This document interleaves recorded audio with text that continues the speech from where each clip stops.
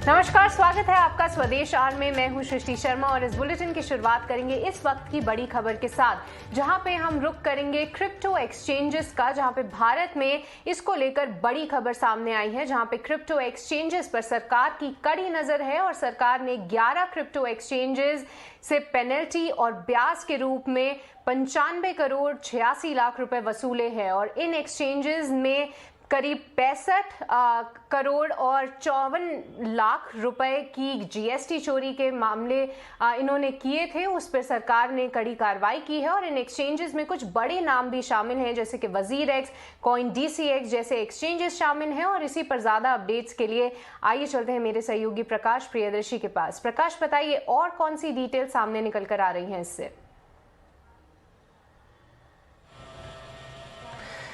देखिए, सरकार से ये पूछा गया आज पार्लियामेंट में कि जो क्रिप्टो एक्सचेंजेस हैं उसकी क्या जानकारी सरकार के पास है, किस तरह के ट्रांजैक्शन हो रहे हैं, कितने ट्रांजैक्शन हो रहे हैं, ये तमाम जानकारियां मांगी गई। उसके जवाब में एक लिखित जानकारी जो है वो एमओएस फाइनेंस पंकज चौधरी ने दी और उन्होंने कहा कि सरकार के पास इस तरह की कोई जानकारी नहीं है कि कितने क्रिप्टो एक्सचेंजेस चल रहे हैं, वो किस तरह से ट्रेड कर रहे हैं, इसकी कोई डेटा सरकार अभी कलेक्ट नहीं कर रही है, ये स्पष्ट उन्होंने किया। लेकिन साथ ही साथ ये भी कहा कि करीब करीब 11 ऐसे क्रिप्टो एक्सचेंजेस पकड़े गए हैं जिन्होंने जीएसटी की चोरी की है, उन्होंने नियमों का वायलेशन किया है, जीएसटी पे नहीं किया है और उसकी वजह से उनके ऊपर कार्रवाई की गई है और करीब करीब 96 करोड़ रुपए जो है उसकी रिकवरी की गई है, जिसमें पेनल्टी और इंटरेस्ट भी शामिल है। जो एक्चुअल अमाउंट जो कि जीएसटी की देनदारी थी वो करीब करीब 81 करोड़ रुपए के आसपास थी, लेकिन पेनल्टी और इंटरेस्ट मिलाकर ये 96 करोड़ रुपए के आसपास हो जाती है। अब सवाल उठता है कि कौन कौन से एक्सचेंजेस इसमें थे। कुछ का जिक्र आपने किया, जिसमें सबसे बड़ा नाम है वो जन्मई लैब्स प्राइवेट लिमिटेड है, जो कि वजीरेक्स ब्रांड के तहत जो है इसको ऑपरेट कर रहा है, जिसके ऊपर 40.51 करोड़ रुपए का जीएसटी बकाया था, लेकिन उसको रिकवरी जो है 49.18 करोड़ रुपए की गई पेनाल्टी और इंटरेस्ट के साथ। दूसरा नंबर है कॉइन डीसीएक्स का, जिसके ऊपर करीब 15 करोड़ रुपए का बकाया था, लेकिन रिकवरी 17 करोड़ रुपए के आसपास की गई। इसी तरीके से और भी नाम है जो कि जिसका क्वांटम कम है, जैसे बायू कॉइन है, यूनो कॉइन है, जेव आईटी सर्विस प्राइवेट लिमिटेड है और इस तरीके से कुछ और नाम इस लिस्ट में शामिल हैं।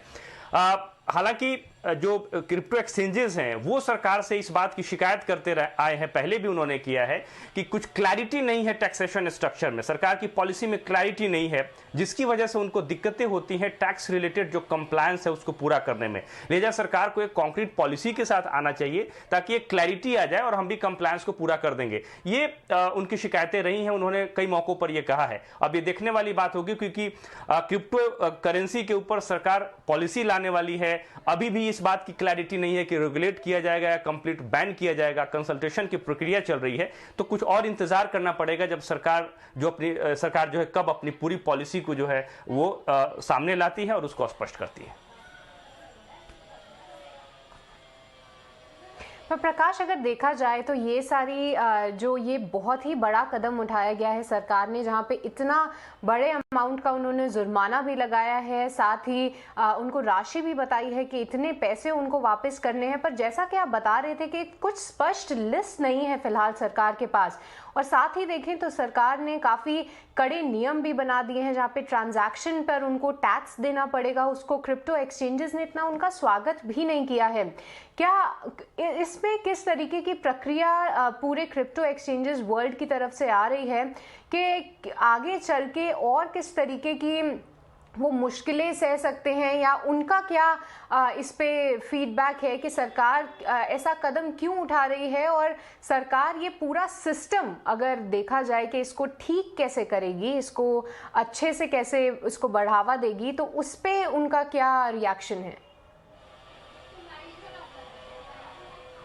देखिए, कई सवाल हैं आपके, लेकिन मैं संक्षेप में इसके जवाब देना चाहूंगा। सबसे पहला तो ये कि जो जीएसटी जिसकी अदायगी इनको करनी है और जिसकी चोरी की बात सरकार कर रही है, उसमें अगर जब भी आप रजिस्ट्रेशन कराते हैं और अगर 18% स्लैब में आप आ रहे हैं जीएसटी के, तो आपको पे करना पड़ेगा। आपने पे नहीं किया, सरकार ने कहा कि आपने जीएसटी नहीं चुका है, लिहाजा पेनाल्टी और जो नियम है इंटरेस्ट के साथ आप दे दीजिए। ये तो हुई ये बात जिसकी जानकारी सरकार ने दी है। जो दूसरी बात है कि सरकार की मंशा क्या है, सरकार किस पॉलिसी फ्रेमवर्क के साथ आगे बढ़ेगी, उसको सरकार ने स्पष्ट किया है। ये तो सच है कि सरकार क्रिप्टो करेंसीज को प्रोत्साहित नहीं करना चाहती है और इसको लेकर कई तरह की बातचीत चल रही है, स्पष्टता नहीं है। पहले सरकार ये देख लेना चाहती है कि दुनिया भर में, दुनिया के दूसरे देशों में किस तरह के टैक्सेशन फ्रेमवर्क आते हैं, किस तरह की पॉलिसी बनती है, फिर वो आगे बढ़ेगी। साथ ही साथ लेकिन क्योंकि ट्रांजैक्शन का वॉल्यूम काफी ज्यादा है, उसको डिटेक्ट करने का क्या तरीका हो सकता है, इसके लिए टीडीएस लगाए गए। वॉल्यूम ज्यादा है, लोग कमाई कर रहे हैं, इसके लिए जो है उनके ऊपर 30% का टैक्स डाला गया। लेकिन आप एक क्रिप्टो कॉइन के लॉस से दूसरी की भरपाई नहीं कर सकते या उसका क्लेम नहीं कर सकते, यह भी प्रोविजन किया गया इस बात को ध्यान में रखते हुए कि हतोत्साहित किया जाए, क्योंकि यह एक सेफ असेट नहीं है। आरबीआई इस बात को बार बार कहता आया है। तो अभी तक जो सरकार की मंशा है वो ये है कि इन्वेस्टर्स अगर जा रहे हैं तो अपने रिस्क पर जाए। सरकार इसको प्रोत्साहित नहीं कर रही है। लेकिन साथ ही साथ सरकार यह भी कह रही है कि वो ब्लॉकचेन टेक्नोलॉजी को जरूर सपोर्ट करेगी, उसको प्रोत्साहित करेगी, लेकिन क्रिप्टोज में जहां जो कि टेंजेबल एसेट्स नहीं है उसको प्रोत्साहित नहीं करेगी, कि काफी रिस्क इन्वॉल्व है। अब ये देखने वाली बात है कि क्योंकि आरबीआई की भी डिजिटल करेंसी आ रही है, उसकी क्या रूपरेखा होती है, उसको सरकार किस तरीके से लेकर आगे बढ़ती है। तो बहुत सारी चीजें हैं जो कि अभी इवॉल्व हो रही हैं, कंसल्टेशन की प्रक्रिया चल रही है, different kind of thought of school अभी जिस पर सरकार मंथन कर रही है। तो कुछ और इंतजार करना पड़ेगा। लेकिन बहरहाल अभी जो स्थिति है वो ये है कि सरकार क्रिप्टो को लेकर दुविधा में है, स्पष्ट नहीं है, हतोत्साहित करना चाहती है। जो भी निवेशक है वो इस बात को समझ जाए कि उनके लिए इस वक्त निवेश करना खतरे से खाली नहीं है। जी बिल्कुल, कई सारी प्रक्रिया आ रही हैं सरकार की तरफ से। रोज हम देखते हैं कोई ना कोई अपडेट्स आ रहे हैं जहां पे सरकार प्रोत्साहित नहीं करना चाहती है, खासतौर से भारतीय निवेशकों को। और उसको लेकर आज करीब 11 क्रिप्टो एक्सचेंजेस पर सरकार ने पेनल्टी लगाई है। 95 करोड़ से भी ज्यादा की ये पेनल्टी है और उसी से जुड़ी सारी डिटेल्स प्रकाश ने हमारे सामने रखी। प्रकाश, बहुत बहुत शुक्रिया आपका हमारे साथ जुड़ने के लिए और सभी डिटेल्स हमारे दर्शकों को बताने के लिए। पर चलिए अब आगे बढ़ते हैं और बात करते हैं सोलर पैनल की, जहां पे रूस और यूक्रेन की जंग की वजह से सोलर पैनल महंगे होने वाले हैं। पर कितने बढ़ेंगे दाम और आखिर ऐसा क्यों है, ये पूरी डिटेल्स बताने के लिए हमारी सहयोगी कृतिका अरोड़ा हमारे साथ जुड़ रही हैं। कृतिका, सोलार पैनल का कॉस्ट पिछले एक महीने में 8 से 9% तक ऊपर जा चुका है, क्योंकि रशिया यूक्रेन कॉन्फ्लिक्ट चल रहा है और ये कॉस्ट आगे आने वाले टाइम में फ्रॉम अप्रैल ऑनवर्ड स्पेशली और भी ऊपर जाएगी, जब इंपोर्टेड सेल्स और मॉड्यूल्स पर बेसिक कस्टम ड्यूटी जो गवर्नमेंट ने कहा है वो लागू होनी शुरू हो जाएगी। तो इस पॉइंट ऑफ टाइम पे, क्योंकि रशिया यूक्रेन कॉन्फ्लिक्ट चल रहा है, तो सोलार सेल्स का कॉस्ट जो कि 50% of the overall cost of panel constitute करता है, उसका कॉस्ट 15% तक ऊपर जा चुका है। और वो इसलिए क्योंकि इंडिया बहुत ज़्यादा हेविली रिलाई करता है इंपोर्ट्स पर। इसके साथ साथ ट्रांसपोर्टेशन कॉस्ट और क्रूड प्राइसेस की वजह से भी सोलार पैनल्स का कॉस्ट ऊपर जा चुका है। यहाँ तक कि जो डोमेस्टिक मैन्युफैक्चरर्स हैं जो वो सेल्स बनाते हैं, उसका रॉ मटेरियल इंडिया में नहीं मिलता है, जैसे कि पॉलीसिलिकॉन वेफर्स, तो वो हम बाहर से इंपोर्ट करते हैं और उसके भी कॉस्ट ऊपर गए हैं। इसकी वजह से सोलार पैनल्स का कॉस्ट 8 से 9% तक इसलिए पिछले एक महीने में ऊपर जा चुका है और आगे आने वाले टाइम में फ्रॉम अप्रैल ऑनवर्ड्स ये कॉस्ट और भी ऊपर जाने की संभावना है। धन्यवाद कृतिका, पूरी डिटेल्स हमारे सामने रखने के लिए। आगे देखना होगा कि किस तरीके से ये पूरी स्टोरी पैन आउट होती है, पर फिलहाल के लिए जो सोलार पैनल है वो एक्सपेंसिव होते हुए नजर जरूर आ सकते हैं। पर चलिए अब फोकस करेंगे एनएससी कोलोकेशन मामले में, जहां पे इस पूरे केस घोटाले की आरोपी चित्रा रामाकृष्णन को अभी 11 अप्रैल तक जेल में ही रहना होगा, जहां पे दिल्ली ने सीबीआई स्पेशल कोर्ट में उनकी न्यायिक हिरासत 11 अप्रैल तक बढ़ा दी गई है और 11 अप्रैल को कोर्ट उनकी जमानत अर्जी पर सुनवाई करेगा। साथ ही कोर्ट ने सीबीआई से जमानत अर्जी पर 8 अप्रैल तक जवाब दाखिल करने को भी कहा है और एनएससी की पूर्व मैनेजिंग डायरेक्टर और सीईओ चित्रा रामाकृष्ण को उनकी अग्रिम जमानत की अर्जी खारिज होने के बाद 6 मार्च को गिरफ्तार किया गया था। वहां पे 7 दिन तक सीबीआई की हिरासत में रहने के बाद कोर्ट ने उन्हें न्यायिक हिरासत में भेज दिया है और उन पर जो है हम बता दें कि किस तरीके का केस चल रहा है। तो नेशनल स्टॉक एक्सचेंज की संवेदनशील जानकारियां शेयर करने का आरोप है और इस आरोप से ही एनएससी के कुछ ब्रोकर्स की कीमतों को जानकारी जो है उनको कुछ पहले मिल जाती थी, जिसके चलते उन ब्रोकर्स को काफ़ी अच्छा मुनाफा भी होता था। और इसी पूरे मामले में जो एनएससी की टॉप बॉस हैं, एक्स टॉप बॉस, उनको हिरासत में ले लिया गया है। पर चलिए अब आगे बढ़ेंगे और आज के बाजार की बात करेंगे, जहां पे आज दूसरे भाग में देखें जो ट्रेडिंग आज था भारतीय बाजारों का, वहां पे बेहतरीन रिकवरी देखने को मिली है। यानी कि हफ्ते का पहला दिन बाजार का आगाज अच्छा रहा, जहां पे विदेशी बाजारों से अच्छे संकेत के चलते निचले स्तरों से रिकवरी को काफी सपोर्ट मिला और निफ्टी में करीब 220 पॉइंट अंकों का सुधार हमें देखने को मिला, 17,200 के ऊपर बंद नजर आता हुआ दिखा। वहीं बैंक निफ्टी भी 300 पॉइंट बढ़कर बंद हुआ। वहीं सेंसेक्स की बात करें तो 231 अंकों की तेजी दिखी। पर आइए चलते हैं मेरी सहयोगी मानसी दवे के पास, जो कि बाजार से जुड़ा पूरा अपडेट्स, कौन से सेक्टर्स और स्टॉक्स फोकस में रहे, वो बताने के लिए हमारे साथ जुड़ चुकी है मानसी।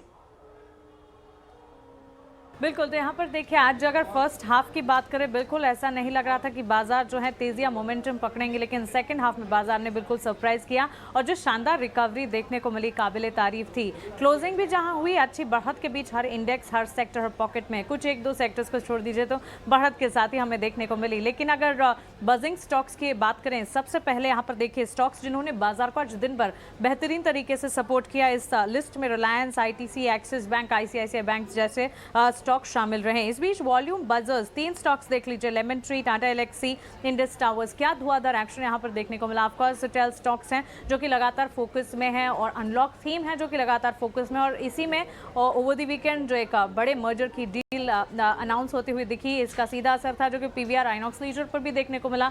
अच्छी बढ़त के दिन आज दिन भर ट्रेड हमने देखे और अच्छी तेजी के बीच ही क्लोजिंग के समय भी इन स्टॉक्स में कामकाज हरे निशान के साथ ही बंद होता हुआ दिखा। इस बीच कुछ अनयूजुअल मूवर्स भी थे जिनके बारे में सोचा नहीं था और अचानक से अच्छी बढ़त के बीच कामकाज कर रहे थे, जैसे गुजरात एल्कलीज, EIH लिमिटेड। इन तमाम स्टॉक्स में अच्छी तेजी के बीच ट्रेड्स हमने देखे और साथ ही निफ्टी के गेनिंग मोमेंटम वाले स्टॉक्स की अगर बात करें, भारतीय एयरटेल, कोल इंडिया, आयशर मोटर्स जैसे स्टॉक्स इस सूची में थे जहां पर अच्छी तेजी के बीच बजिंग मूवमेंट देखने को मिल रहा था। लूजिंग कैंडिडेट्स भी रहे, UPL, doctor Reddy's, SBI life और नेस्ले आज दिन भर परफॉर्म नहीं कर पाए। लेकिन मिड कैप के गेनिंग मोमेंटम की अगर बात करें, again repeating myself, Tata Elxsi, क्योंकि अच्छी तेजी के बीच धुआंधार एक्शन इस स्टॉक ने पिछले एक महीने में दिखाया और आज भी तेजी जो है बिल्कुल बरकरार रही। Adani power, Prestige estate, Adani total gas जैसे स्टॉक्स भी थे जो कि मिड कैप में गेनिंग मोमेंटम ही दिखा रहे थे। इस बीच अगर सेक्टर स्पेसिफिक बाजार को समझेंगे, मेजर गेनिंग सेक्टर्स में auto, financial services, FMCG, metal और साथ ही निजी बैंक क्षेत्र शामिल रहे। और लूजिंग सेक्टर्स की अगर बात करें, 2 सेक्टर्स हैं जो आज बाजार में परफॉर्म बिल्कुल नहीं कर पाए। उन दोनों सेक्टर्स में से IT एक रहा और दूसरा फार्मा। तो क्लियरली जब क्लोजिंग देखने को मिली अच्छी बढ़त के बीच ही हर सेक्टर में इन दोनों को अगर छोड़ दें बढ़त के साथ ट्रेड्स देखने को मिले। और इंडेक्स की भी अगर बात करें, बैंक निफ्टी में अच्छी परफॉर्मेंस, तेजी के साथ क्लोजिंग दिखी। निफ्टी में हमने देखा 17,200 के पार क्लोजिंग देखने को मिले और सेंसेक्स में भी अच्छी तेजी के बीच ही कामकाज देखने को मिला। तो अच्छा सेशन बाजार के लिए साबित होता हुआ दिखा। तो आज भारतीय बाजारों में जो बुल्स का दिन था वो काफी अच्छा रहा और अगर देखा जाए तो भारत में लोग शेयर मार्केट में निवेश को लेकर रुचि भी दिखा रहे हैं, जिसका नतीजा है कि देश में हाउस होल्ड बैलेंस शीट का इक्विटी में निवेश बढ़कर 4.8% हो गया है, जबकि मार्च 2020 की बात करें तो कुल हाउस होल्ड एसेट में सिर्फ 2.7% ही लोग शेयर में पैसा लगाते थे। आइए इसी पे देखिए हमारी खास रिपोर्ट।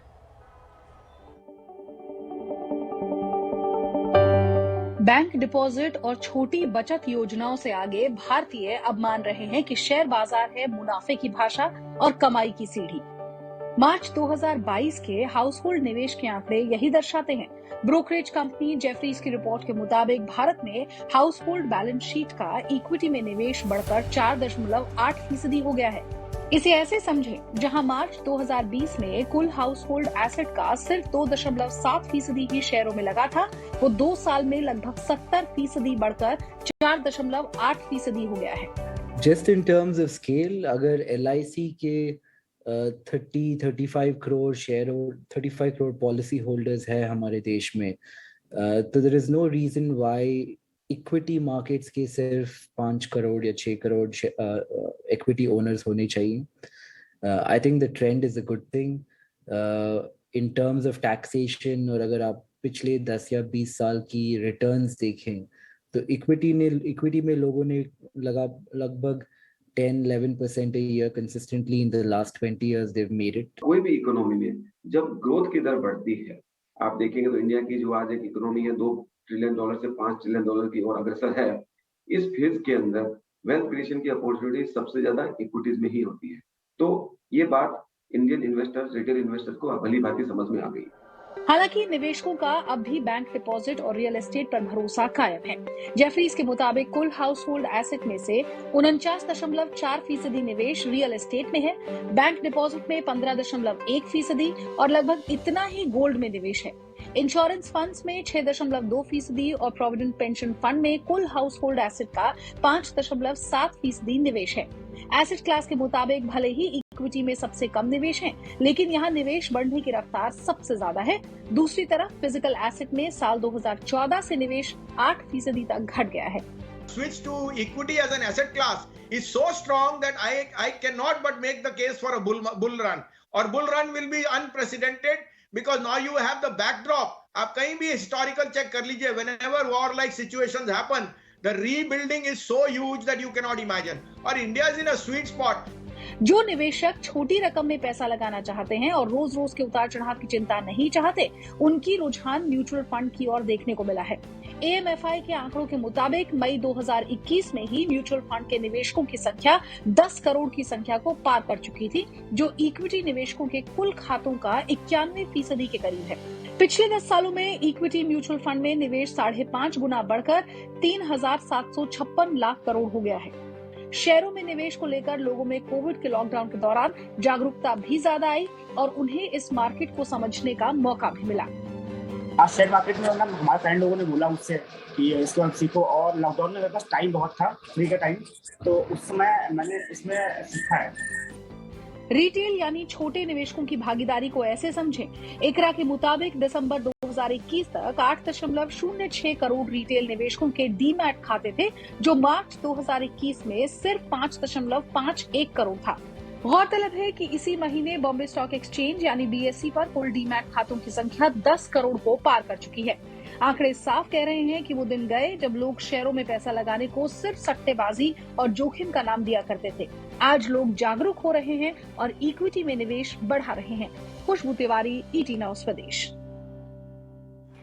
ठीक है, ये थी खास रिपोर्ट आपके लिए। पर चलिए अब आगे बढ़ते हैं और बात करते हैं रुचि सोया की, जहां पे रुचि सोया के FPO में पैसा लगाने का आज आखिरी दिन था और आज आखिरी दिन में FPO 3.5 गुना से ज्यादा भरकर बंद होता हुआ नजर आया, जहां पे रिटेल निवेशकों का हिस्सा 90% से ज्यादा सब्सक्राइब हुआ। और इसी बीच हमने बाबा रामदेव से खास बातचीत भी की, जहां पे उन्होंने रुचि सोया का ऑयल बिजनेस काफी शानदार है इस बात पे पूरा भरोसा जताया और उन्होंने कहा कि पतंजलि का फूड बिजनेस आगे चल के रुचि सोया में ट्रांसफर करेंगे। आइए सुनते हैं उनका क्या कहना है।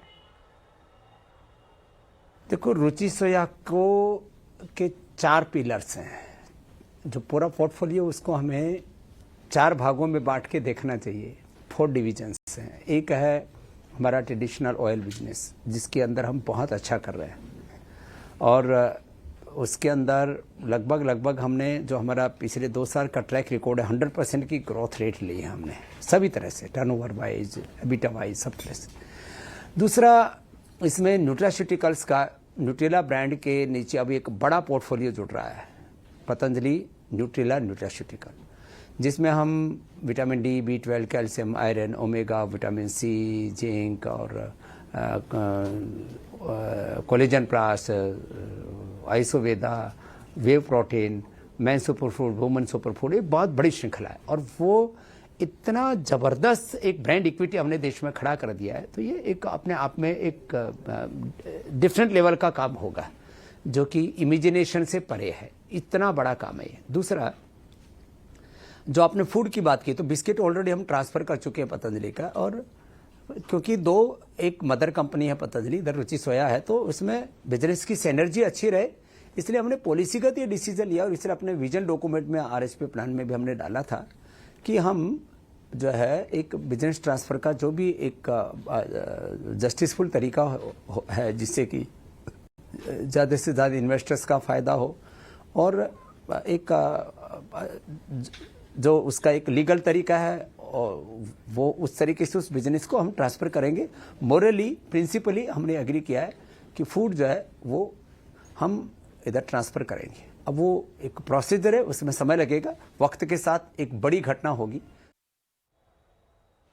चलिए अब बात करेंगे रिलायंस कैपिटल की, जहां पे रिलायंस कैपिटल के अधिग्रहण के लिए 54 दावेदारों ने पेशकश की है और इसमें बैंक, बीमा कंपनीज, एनबीएफसीज और प्राइवेट इक्विटी प्लेयर्स भी शामिल हैं। ईटीना स्वदेश को मिली एक्सक्लूसिव जानकारी के मुताबिक येस बैंक, इंडसइंड, इंटरनेशनल, बंधन financial, ICICI, Lombard, oak tree capital समेत कई प्लेयर्स ने रिलायंस कैपिटल के ईओआई यानी एक्सप्रेशन ऑफ इंटरेस्ट इसमें जमा किया है। और आइए चलते हैं अंकुर मिश्रा के पास, जो कि इस पर ज्यादा जानकारी के साथ हमारे साथ जुड़ रहे हैं। अंकुर बताइए।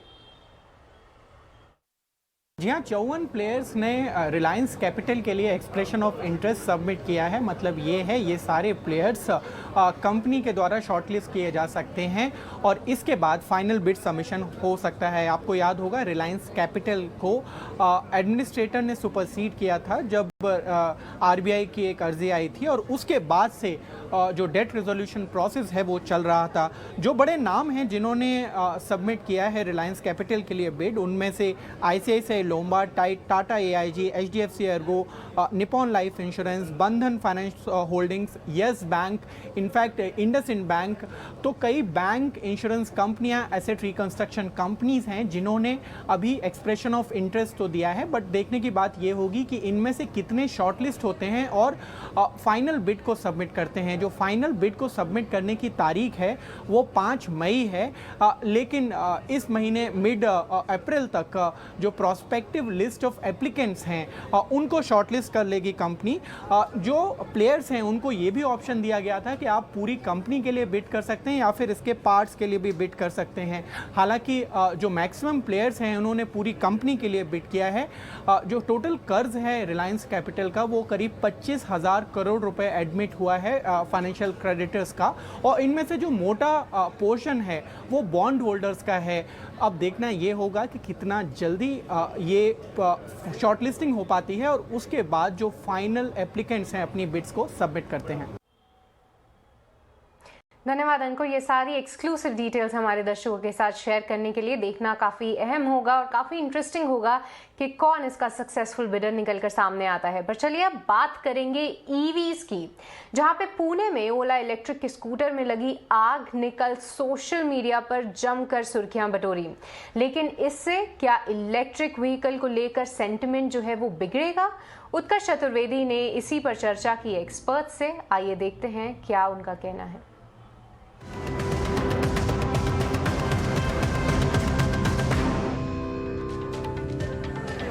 ओला के स्कूटर के जलते विजुअल्स वायरल हो चुके हैं और साथ में वायरल हो चुकी है एक चिंता, एक कंसर्न कि कहीं प्रोडक्शन बढ़ाने की होड़ में, कहीं आगे बढ़ने की होड़ में ऐसा तो नहीं हो गया कि सुरक्षा जो है वो पीछे छूट गई हो।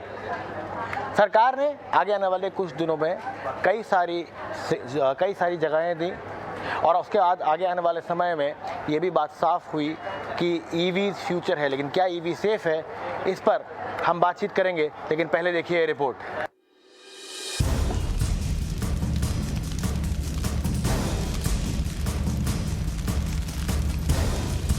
धू कर जल रहा ओला का ये स्कूटर शनिवार को सोशल मीडिया पर आग की तरफ वायरल हो गया। साथ ही ये सवाल भी ज्वलंत हो उठा कि क्या इलेक्ट्रिक गाड़ियां सुरक्षित हैं? जलकर राख हो रहा ये स्कूटर ओला S1 Pro है और ये घटना पुणे के लोहे गांव की है। इस 31 सेकंड की क्लिप में दिख रहा है कि ओला का ये इलेक्ट्रिक स्कूटर किसी व्यस्त कमर्शियल एरिया के बाहर खड़ा है और इसमें अचानक ही आग लग जाती है। जानकार बताते हैं कि यह थर्मल रनवे की वजह से हुआ है।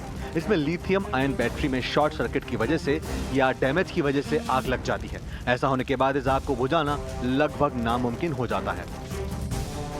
ओला इलेक्ट्रिक कंपनी के लिए यह घटना तो जैसे सिर मुंडाते ओले पड़ने वाली जैसी बात हो गई।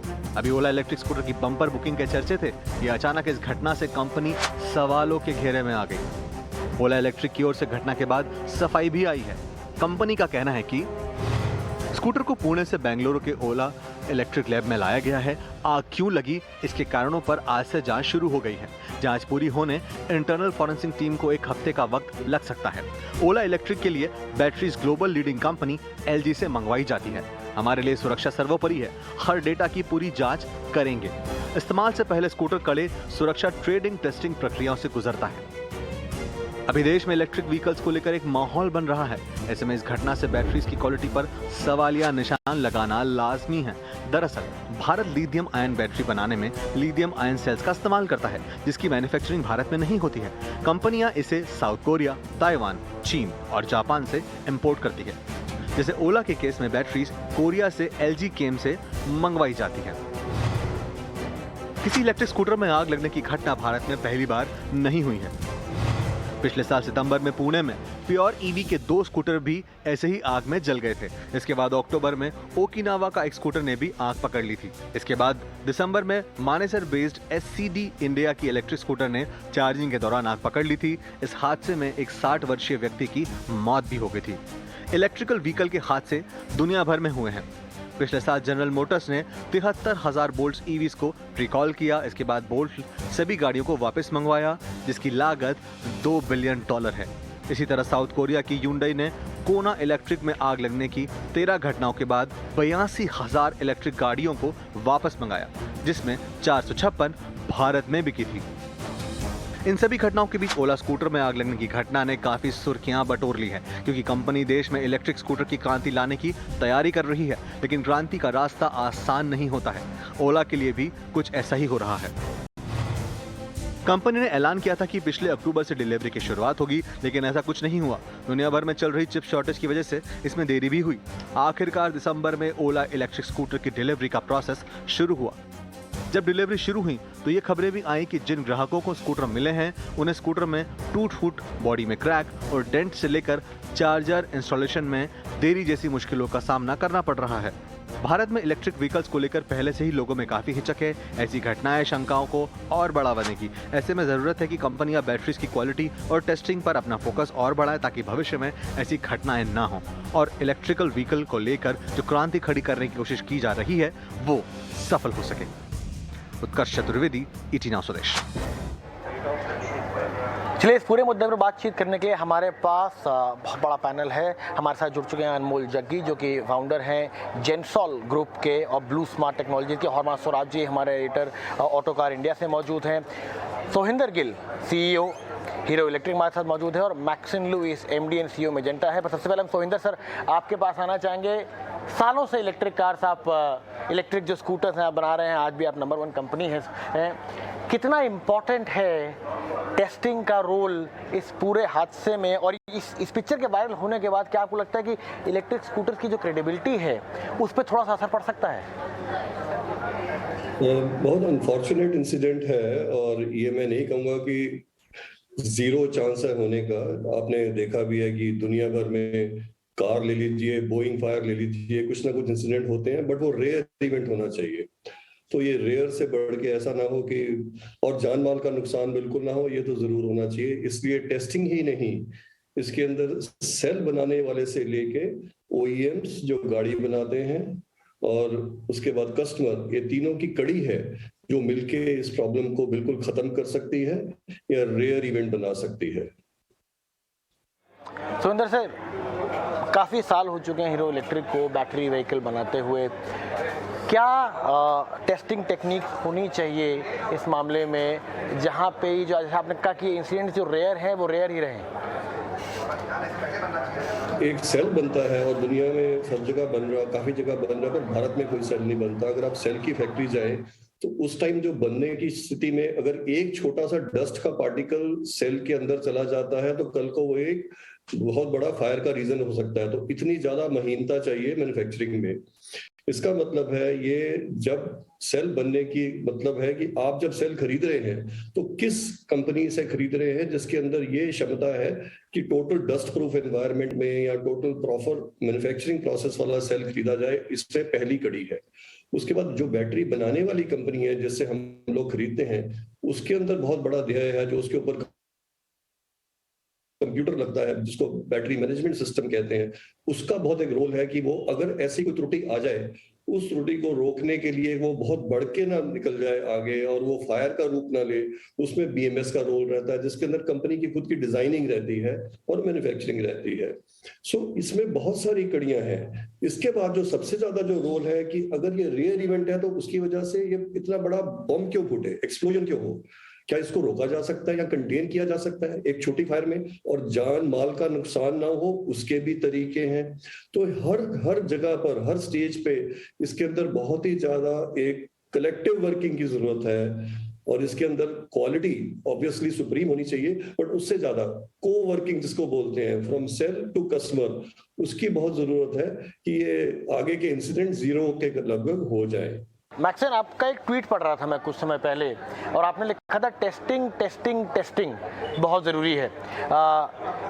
आपको क्या लगता है यहाँ पर क्या ये रेयर इंसिडेंट था या इसमें कुछ चूक हुई है? इलेक्ट्रिक व्हीकल्स में सबको पहले ये कहना चाहता हूँ कि इलेक्ट्रिक व्हीकल्स एक बहुत ही सेफ, एक सुरक्षित टेक्नोलॉजी है। जब तक आप उसकी जो प्रोसेस, कोई भी नई तकनीक जो बनती है उसके लिए उसका एक टाइम स्केल होता है, उसमें टेस्टिंग भी इंक्लूडेड है। जब तक इसमें शॉर्टकट्स नहीं लिए जाएं तब तक वो टेक्नोलॉजी सुरक्षित है। इस मामले में मैंने जो ट्वीट लिखा था टेस्टिंग टेस्टिंग टेस्टिंग, और मैं सोहिंदर जी से बहुत ही और मैं ये भी कहना चाहता हूँ कि ये 3 तरह के टेस्टिंग, एक होता है आपके R&D रूप में टेस्टिंग होता है, दूसरे होता है आपके फैक्ट्री में जब ये जो स्कूटर या इलेक्ट्रिक व्हीकल बनती है, लेकिन जो तीसरी टेस्टिंग जो हम कुछ हद तक मिस कर रहे हैं वो है फील्ड टेस्टिंग। जो होड़ लगी है कि हम जल्दी से जल्दी गाड़ी रास्ते पे ले आए, तो हम ये जो तीसरी टेस्टिंग को मिस करते हैं। और इसमें सबसे बड़ी जो एक पॉइंट ये है कि इंडिया, जो भारत में जो कंडीशंस है जिसको कहते हैं वातावरण या तापमान हो, ये वेस्टर्न कंट्री से बहुत ही अलग है। यहाँ का जो एम्बिएंट टेम्परेचर, अगर आप नागपुर में जाए वो बंबई से अलग है या वो पंजाब से अलग है। तो ये टेम्परेचर वेरिएंस और ये ह्यूमिडिटी वेरिएशंस की वजह से सिर्फ ना ही एक कोलोकेटेड टेस्टिंग, लेकिन ये सारे भारतवर्ष में इसका टेस्टिंग होना जरूरी है। और जब तक ये 3 लेवल के टेस्टिंग जैसे ज्यादा ना हो तब तक ये हम सुरक्षित नहीं मान सकते। और इसीलिए मेरा ये कहना है, हालांकि और दूसरी जो एक बात है कि बहुत सारे नए कंपनीज आ रही हैं जो ये इलेक्ट्रिक व्हीकल्स लेके आ रहे हैं, बहुत अच्छी बात है, लेकिन इस होड़ में कि जल्दी से जल्दी लेके आने के लिए और कम से कम प्राइस में लेके आने के लिए जो सेफ्टी, जो सुरक्षितता के जो कुछ नियम हैं उनमें जो कटौती होती है उसमें दिक्कत है। तो इसके लिए मैं बार बार यही कहूंगा, हालांकि वो सिर्फ बैटरी में हो या व्हीकल में हो या चार्जिंग में, कि तीनों जगह पे हमें टेस्टिंग और सेफ्टी, इसमें जो शॉर्टकट्स देना ये बंद करना होगा। हालांकि इसमें टाइम लग सकता है, इसमें मेहनत लग सकती है, इसमें पैसा लग सकता है, इसमें ज्ञान लग सकता है, लेकिन इन चीजों में कटौती ना करें तभी हम कह सकते हैं ये it will be a fully safe, या पूरी तरह से सुरक्षित एक गाड़ी हम भारत में लेके आ सकते हैं। अनमोल सर, आपसे सवाल है मेरा, जो बात कहीं ना कहीं सोहिंदर सर ने भी कही कि जो ये होड़ है इस समय, जो कि जल्दी से जल्दी मार्केट कैप्चर कर लिया जाए, जल्दी से जल्दी प्रोडक्शन कर लिया जाए, जल्दी से जल्दी इस पूरे मार्केट में अपनी पैठ बना ली जाए, क्या आपको लगता है कि उससे थोड़ा सा कहीं नेग्लिजेंस आ सकता है और हमें टेस्टिंग पे, हमें क्वालिटी कंट्रोल पे ज़्यादा ध्यान देना चाहिए, क्योंकि ये कॉन्फिडेंस हिला सकता है आगे आने वाले समय में ईवी के जिस ट्रांजैक्शन के बारे में बात कर रहे हैं उसका? बिल्कुल, इसमें कोई दो राह नहीं है कि testing is the ultimate solution और टेस्टिंग जितनी ज्यादा करी जाएगी उतनी कम होगी। जैसे कि हमने हमारे पुराने बिजनेस में भी देखा है, जिसमें रिन्यूएबल एनर्जी में की सोलर पावर प्लांट बनाते हुए भी हमने काफी ज्यादा टेस्टिंग करी थी और तब वो टेक्नोलॉजी जब मैच्योर हुई तो उसको लेके बहुत ज्यादा देश में उस टेक्नोलॉजी का फैलावा हुआ। बट इसमें इलेक्ट्रिक व्हीकल को इतनी नेसेंट स्टेज पे, इतनी अर्ली स्टेज पे काफी ज्यादा मैन्युफैक्चरर्स के हाथ में बहुत ज्यादा रिस्पॉन्सिबिलिटी है कि एक भी इस टाइप का इंसिडेंट ना हो कि जिससे थोड़ा भी लोगों का कॉन्फिडेंस जाए। और इसके लिए टेस्टिंग जो मैक्सन ने कहा है, जो गिल साहब ने कहा है, ये एकदम परफेक्ट सोल्यूशन है। जितनी ज्यादा टेस्टिंग करी जाए उतनी कम। हरमाज, आप लगातार लोगों से टच में रहते हैं, लोगों को बातें भी बताते हैं, लोग भी आपसे लगातार बातें करते हैं। आप कैसे देखते हैं इस इंसिडेंट को? क्या आपको लगता है कि इससे पहले भी ईवीज के इंसिडेंट हुए हैं, पर आपको लगता है कि जिस हिसाब से वायरल हुआ है इसका क्या इम्पैक्ट होगा? ये जो बैटरी फायर्स जो है बहुत ज्यादा कॉमन नहीं है, लेकिन ये तो एक बड़ी प्रॉब्लम है बैटरीज में और इसके लिए बहुत सारे सेफगार्ड्स तो हैं। लेकिन ये जो क्या हम बोलते हैं थर्मल रनअवे इंसिडेंट्स, ये तो हमने देखे हैं बहुत सारे, वैसे ईवीज में, टेस्ला में भी हुआ, अलग अभी स्कूटर्स में भी हुआ है। तो ये जो टेक्नोलॉजी है बैटरीज का, ये जो मेन प्रॉब्लम है थर्मल रनवे का, ये तो ज्यादा तो सेफगार्ड्स तो है, लेकिन कभी कभी ये सेफगार्ड्स लोग दे डोंट फॉलो इट। कभी कभी बैटरी का कुछ शॉर्ट सर्किट होता है। और अभी हमारा देश में भी जब अभी समर आने वाली है, टेम्परेचर्स बढ़ने वाले हैं, ये प्रॉब्लम तो ज्यादा एम्पलीफाई हो सकता है।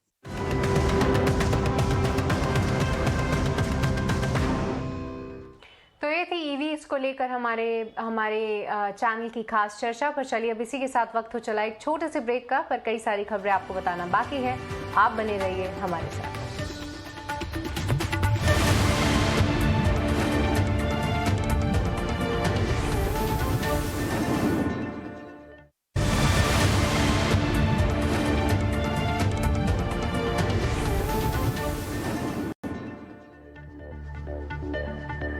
स्वदेश आवर में एक बार फिर से आपका स्वागत है। ब्रेक में जाने से पहले हम बात कर रहे थे ईवी बैटरीज की, और अब बात करते हैं बैटरी पीएलआई स्कीम की, जहां पे एसीसी बैटरी स्टोरेज की पीएलआई स्कीम के लिए सरकार जल्द 4 और कंपनीज के नाम ऐलान कर सकती है, जहां पे 5 वेट लिस्टेड कंपनीज में से 4 कंपनियों के नाम का ऐलान अगले 2 महीने में ही हो सकता है। और इस एक्सक्लूसिव खबर पर और डिटेल्स दे रहे हैं हमारे सहयोगी समीर दीक्षित। समीर, बताइए। जी बिल्कुल, ये बड़ी खबर जुड़ी हुई है प्रोडक्शन लिंक्ड इंसेंटिव स्कीम, जो कि advanced chemistry cell battery storage को लेकर के है। और इसमें सूत्र ये बता रहे हैं कि अगले 1 से 2 महीने में 4 और प्राइवेट कंपनी है जिनका सिलेक्शन या approval union heavy industry ministry कर सकते हैं। और फिलहाल 5 कंपनियां हैं जो वेट लिस्टेड कैटेगरी में रखी गई हैं, लेकिन दूसरे चरण में यानी कि सेकंड फेज में 4 कंपनियों को इन 5 में से उनको शॉर्टलिस्ट किया जा सकता है। तो जो 5 कंपनियां फिलहाल वेट लिस्ट कैटेगरी में है, उसमें सबसे पहला नाम है महिंद्रा एंड महिंद्रा लिमिटेड, जो 15 गीगावाट आवर्स के लिए जिसने बिड किया हुआ है।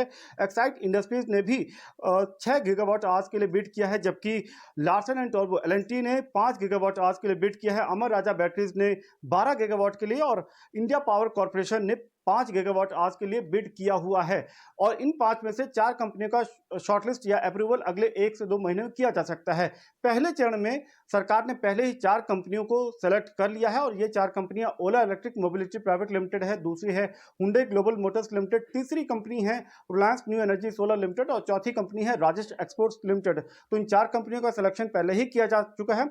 उनकी तरफ से अब ये होगा कि अगले 2 साल के भीतर उन्हें मैन्युफैक्चरिंग सेटअप बिल्टअप करना है। उसके बाद में प्रोडक्शन होगा, इंक्रीमेंटल वैल्यू के बेसिस पे उन्हें इंसेंटिव दिया जाएगा। लेकिन जो 5 कंपनियां शॉर्टलिस्टेड हैं, उनमें से 4 कंपनियों का सिलेक्शन माना ही जा रहा है अगले 1 से 2 महीने में किया जा सकता है। सरकार को इस पूरी स्कीम के लिए जनवरी महीने में 10 बिड प्राप्त हुई थी। 9 एलिजिबिलिटी क्राइटेरिया को पास कर पाई, उनमें से 4 का सिलेक्शन हो चुका है, 5 वेट लिस्टेड हैं, उनमें से भी और सिलेक्शन किया जाना बाकी है। इस स्कीम के जरिए सरकार की कोशिश ये है कि भारत में advanced chemistry cell battery storage के लिए माहौल तैयार किया जाए, साथ ही मेक इन इंडिया मिशन को इसके लिए उसको सफल भी बना जा सके। तो इंतजार रहेगा कौन सी नई कंपनीज के ऐलान होते हैं। पर इस एक्सक्लूसिव खबर के लिए समीर आपका बहुत बहुत शुक्रिया। पर चलिए अब आगे बढ़ेंगे और बात करेंगे स्टील्स की, जहां पे रूस और यूक्रेन युद्ध से कमोडिटी और मेटल की कीमतों में काफ़ी उछाल आ गया है, और इससे इंपोर्ट्स पर भी असर पड़ा है। वहीं दूसरी तरफ अगर देखें तो मौजूदा हालात और इंडस्ट्री की डिमांड की वजह से सरकार स्पेशलिटी स्टील के लिए पीएलआई स्कीम में ज़रूरी बदलाव करने जा रही है। इन्हीं सब मुद्दों पर हमारे सहयोगी प्रकाश प्रियदर्शी ने स्टील सेक्रेटरी संजय कुमार सिन्हा से खास बातचीत की। आइए सुनते हैं उनका क्या कहना है। सेकेंडरी स्टील जो है उसके ऊपर आप काफ़ी बड़ा इवेंट कर रहे हैं, प्रोग्राम कर रहे हैं, क्या पॉलिसी फ्रंट पे भी कोई सेपरेट पॉलिसी इस सेक्टर के लिए लेकर आएंगे? और जो पीएलआई स्कीम आई है स्पेशलिटी स्टील के लिए, क्या उसको इसमें मर्ज करेंगे या इस सेक्टर के लिए भी कोई पीएलआई स्कीम? देखिए, पीएलआई जो पहले मैं पीएलआई के बारे में बात करता हूँ। पीएलआई स्कीम है स्पेशलिटी स्टील बनाने के लिए। प्रमुख रूप से इस प्रकार की स्टील का जो प्रोडक्शन है वो सेकेंडरी स्टील सेक्टर ही करता है।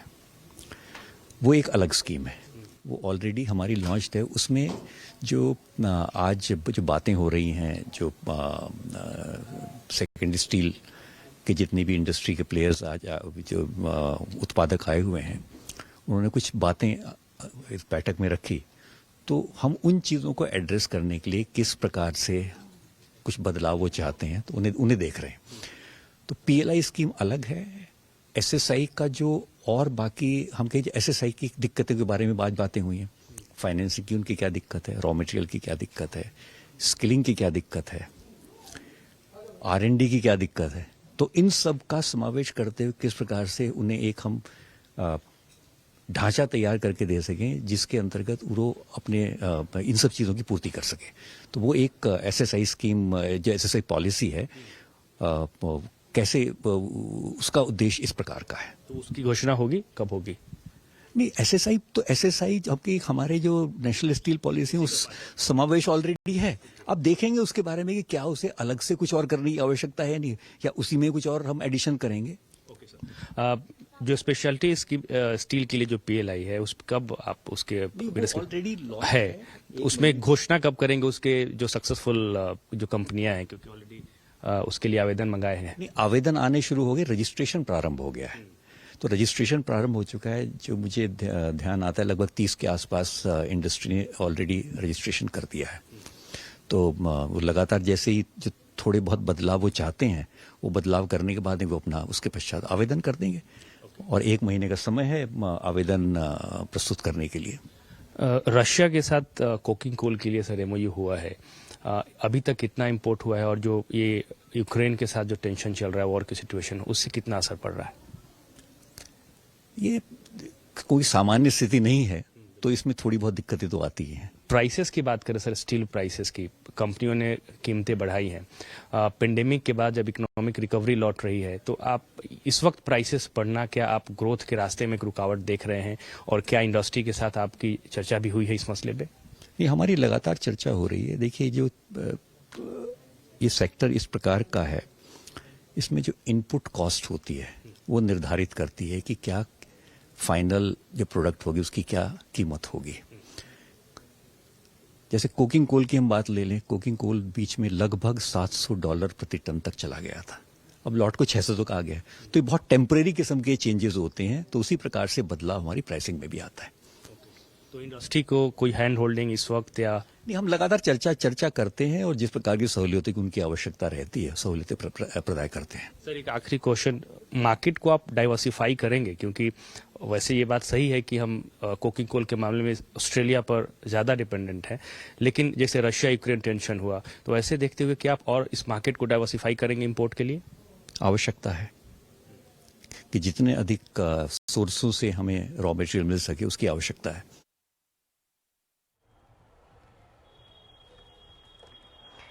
तो चलिए अब आगे बढ़ते हैं और बात करते हैं, नजर डालते हैं हाउसिंग सेक्टर पे, जहां पे प्रधानमंत्री आवास योजना ग्रामीण के तहत मध्य प्रदेश में 5,21,000 लोगों को घर मिलने जा रहे हैं, जहां पे प्रधानमंत्री नरेंद्र मोदी कल वीडियो कॉन्फ्रेंसिंग के जरिए इस समारोह में शामिल होंगे और गृह प्रवेश समारोह में बेनिफिशियरीज को घर सौंपे जाएंगे। वहीं राज्यसभा में housing and urban affairs minister Hardeep Singh Puri ने कहा कि प्रधानमंत्री आवास योजना PM का सपना है और इस योजना के तहत अगले 18 महीने में जरूरतमंदों को घर देने का टारगेट पूरा किया जाएगा।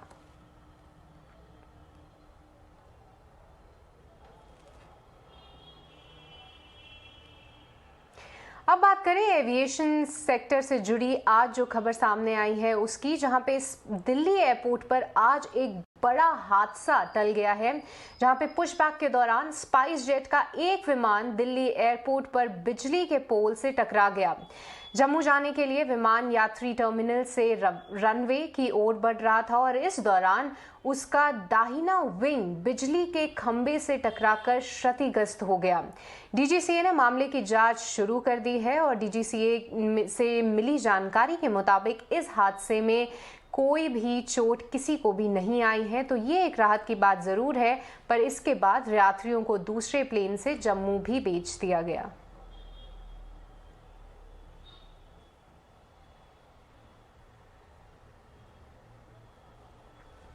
चलिए अब गोवा चलते हैं, जहां पे गोवा में आज से सावंत सरकार 2.0 की शुरुआत हो गई है।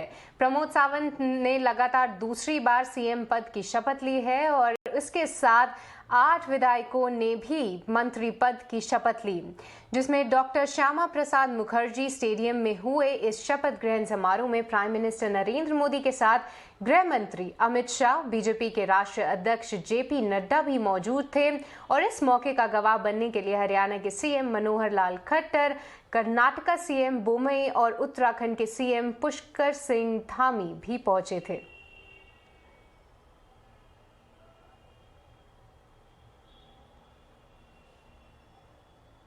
चलिए अब पॉलिटिकल बात हो ही रही है तो चलिए पाकिस्तान में किस तरीके का पॉलिटिकल डिबेट चल रहा है, पॉलिटिकल जो लड़ाई चल रही है उसकी आपको अपडेट्स देते हैं, जहां पे पाकिस्तान की संसद में प्रधानमंत्री इमरान खान के खिलाफ अविश्वास प्रस्ताव पेश हो गया है। इसी के साथ ही संसद की कार्रवाई 31 मार्च तक के लिए स्थगित हो गई है और स्पीकर ने कहा कि 31 मार्च को शाम 4 बजे इस अविश्वास प्रस्ताव पर मतदान होगा, जो इमरान खान सरकार की तकदीर तय करेगा।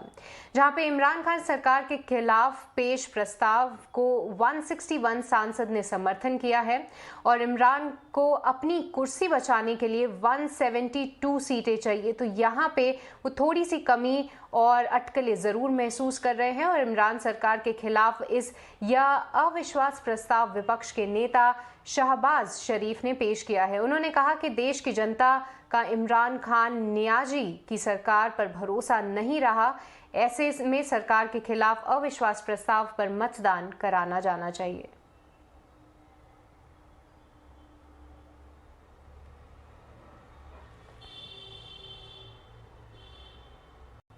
चलिए अब बात करते हैं रूस और यूक्रेन के बीच चल रही जंग के बारे में, जहां पे रूस और यूक्रेन की जंग को लगातार 33वें दिन जंग ये जारी देखने को मिल रही है और कई देशों की मध्यस्थता के बावजूद दोनों में से कोई देश झुकने के लिए तैयार नहीं है।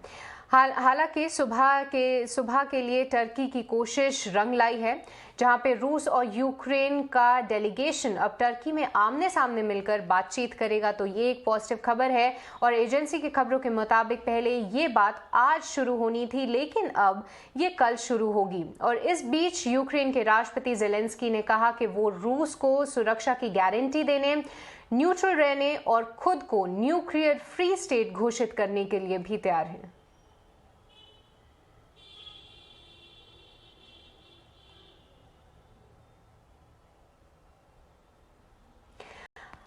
अगर ज़ेलेंस्की ने नाटो में शामिल ना होने और तटस्थ रहने की बात कही, तो दूसरी तरफ युद्ध को 33 दिन गुजर जाने के बाद रूस नई रणनीति अपनाने की सोच रहा है, जहां पे रूस के खुफिया चीफ का दावा है कि रूस यूक्रेन को युद्ध में पूरी तरह हरा नहीं सकता। ऐसे में पुतिन उनके देश को 2 भागों में बांटने की कोशिश कर रहा है।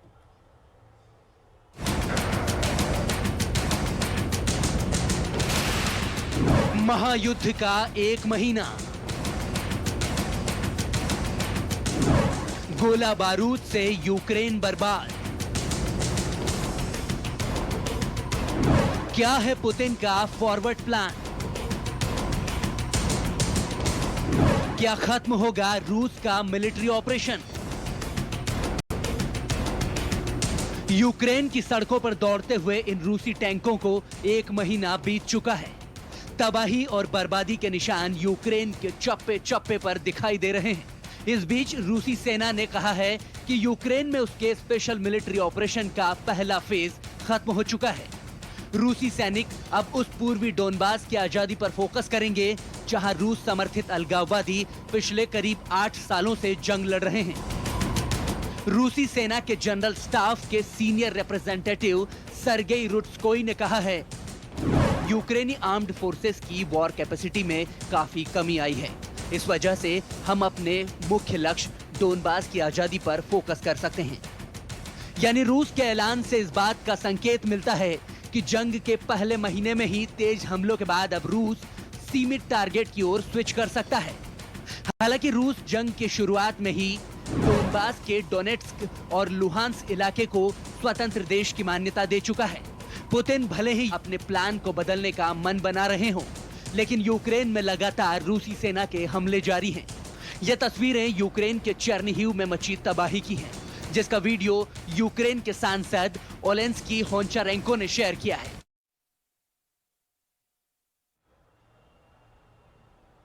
और इसके बाद हमारे साथ अदानी समूह के अध्यक्ष गौतम अदानी हैं, जो हाल ही में आयोजित green talk social enterprise awards 2021 में दर्शकों को संबोधित कर रहे हैं। आइए सुनते हैं।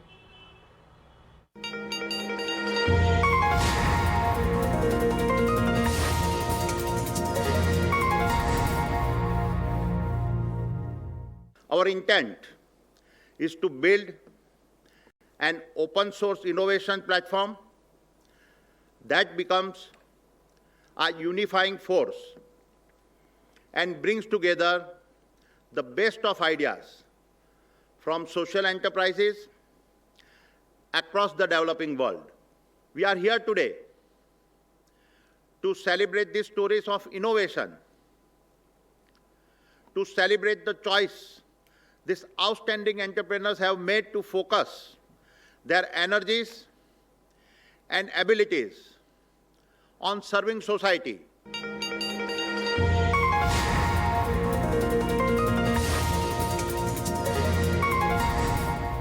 तो चलिए इसी के साथ स्वदेश आर के इस बुलेटिन को यहीं पे समाप्त करने का वक्त हो चला है। पर देश और दुनिया और बिजनेस जगत की बाकी अन्य खबरें जानने के लिए आप बने रहिए ई टीना स्वदेश के साथ। नमस्कार।